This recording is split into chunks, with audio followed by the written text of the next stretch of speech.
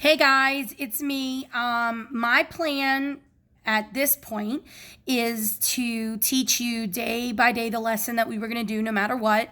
And what I would like for you to do to make my life easy is for the Monday lesson, put all of the answers on one Google Doc and submit that to me. And then for the Tuesday lesson, all the answers on one Google Doc and submit that to me. So what we'll do is we will create each Google Doc and just name it by the date. And then turn it in. So you'll have DMR and all the answers, then you'll have your lesson answers, and then you'll have whatever I'm going to grade to make sure that you understand it. As always, you can email me or use the Remind app, and I will get that quickly and just as fast as I would a text message. So you know the drill. Nothing's changed here. We've done the same thing when I had the flu, and it worked perfectly fine. So this week's DMR grade, we're going to stick with something we know because we know it's important. As far as I know right now, we still have to take the EOC. So that is going to be our main goal in the next month, is to keep reviewing and to keep working on quadratics and linear functions, as well as learn a few new things. So for DMR this week, we're going to focus on just solving quadratic methods, since that's something we know how to do and we want to get a little bit stronger on that. Your test is graded and put in, and so is your exam. So quarter 3 grades are final, and we're moving now on to quarter 4. So here are the first problems for your DMR day 1, and I'll go ahead and I'll write them bigger for you so that you can see them, and then we'll practice solving them. This is factoring. For day 1, you're going to use factoring to solve.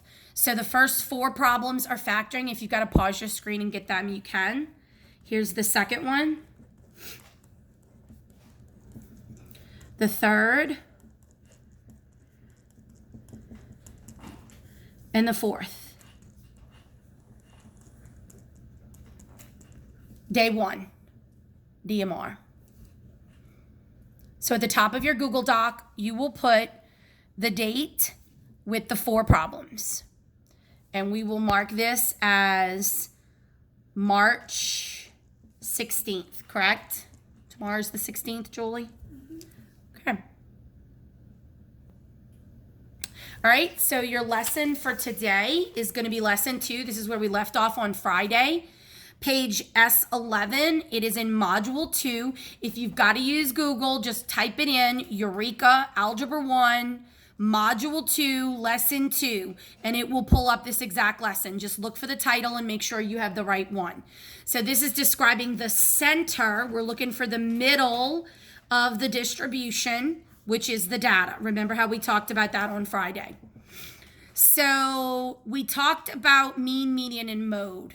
And we need to review that because I noticed on Friday, some of you were having difficulty with mean, median, and mode, just kind of remembering what the pieces are.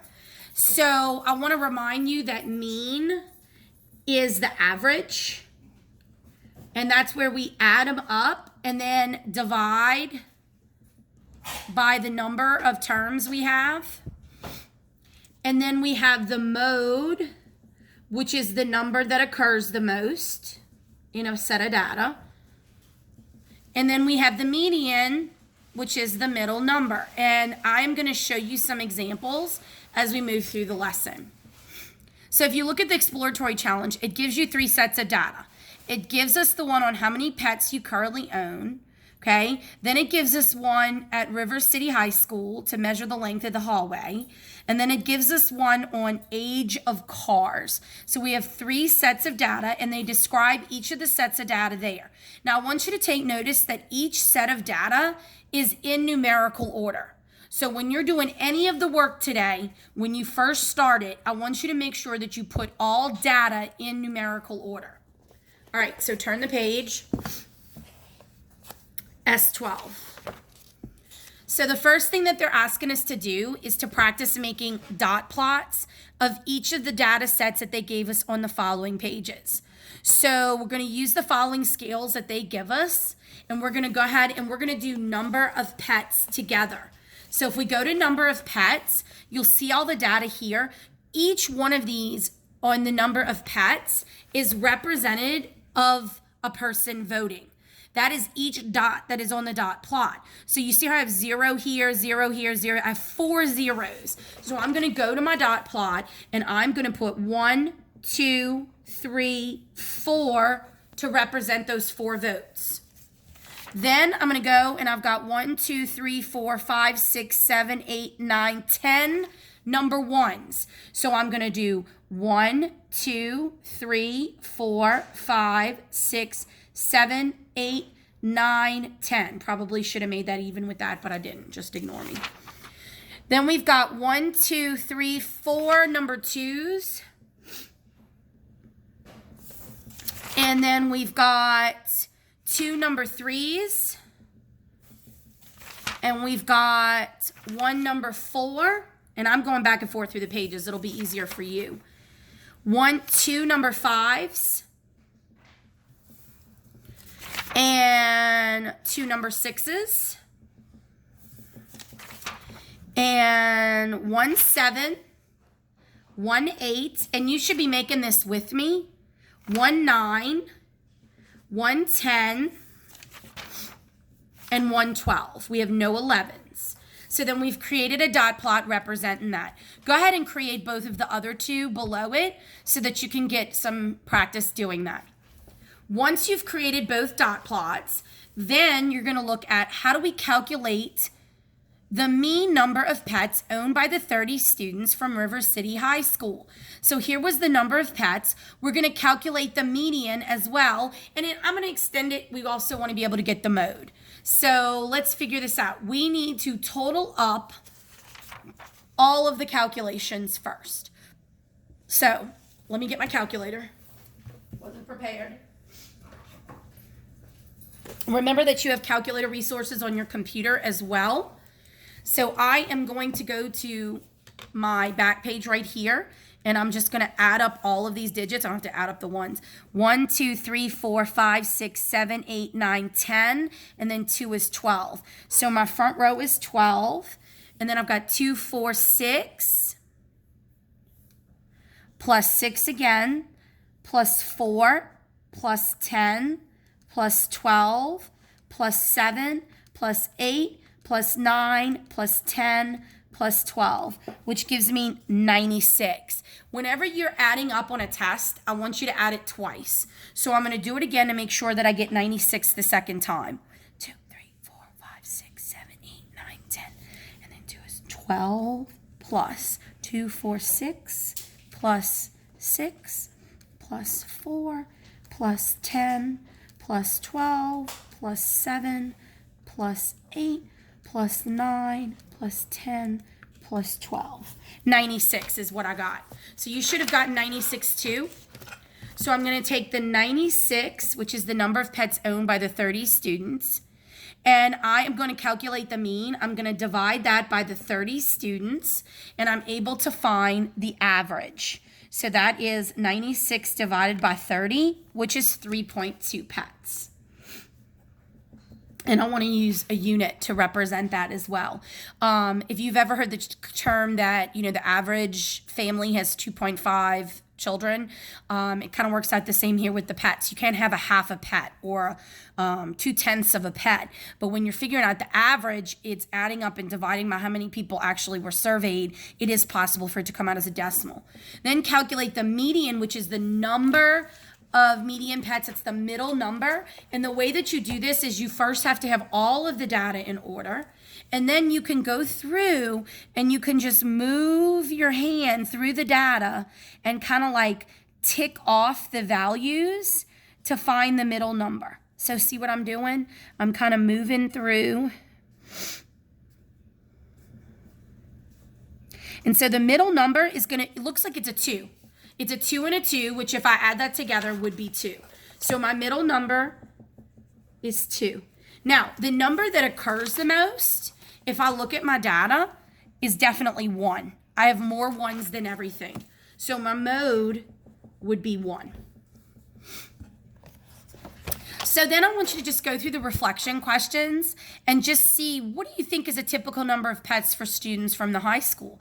In this case, I would say 1 to 2. Does that make sense for most? Yes, it does. And why do you think different students got different results when they measured the same distance of the east hallway? This goes back to one of the questions that you had before. And then go ahead for number 5 and calculate the mean and make sure that you get the mean for that by adding up and dividing by how many that you have. Okay, so then we're going to turn the page and we're going to go to S14. And what is the mean age of the 25 cars they're asking you to do, and what would be an estimate? So if you notice today, we're just kind of looking at some problems that kind of tell us how to do mean, median, mode, and looking at data. And I was going to give you this foldable, but it would be good for your notes if you want to write in your notebook, just to remind yourself what's skewed to the left versus skewed to the right.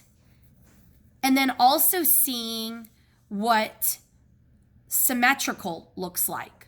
So here would be an example of symmetrical. Here would be an example of skewed to the left. Here's skewed to the right. And you could see what those pieces of data would actually look like. Now, if the data is all over the place, you can't describe it by either, can you? So let's do a quick review. So here is some fill in the blanks, and we're going to use the words on this right to kind of help us. So it says a blank provides a graphical representation of data distribution. So what is that we have learned that helps us? That would be our dot plot.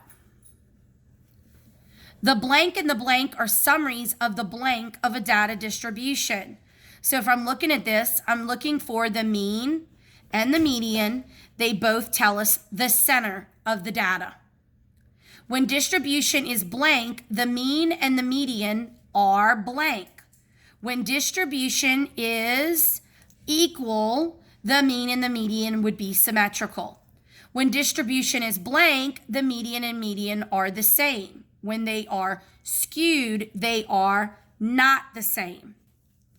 Symmetrical distributions, the mean is the best because it's going to take the average of that middle hump.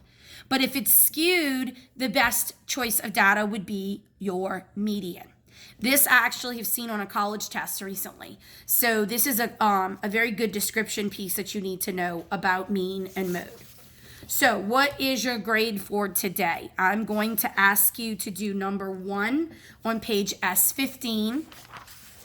And then I'm going to ask you to do 2, 3, 4, and 5. And just make sure that you can answer the questions based on the line plots. So if you do the line plots in the book, you can put 1, 2, 3, 4, and 5 on your Google Doc under your DMR and submit it for this date, which was March 15th. And I'm going to write that on the top. I'm sorry, no, what's today? The 16th. March 16th is the date on this lesson for you to submit it as. That way we keep all of your grades organized. If you have any questions, you can ask me. Talk to y'all tomorrow.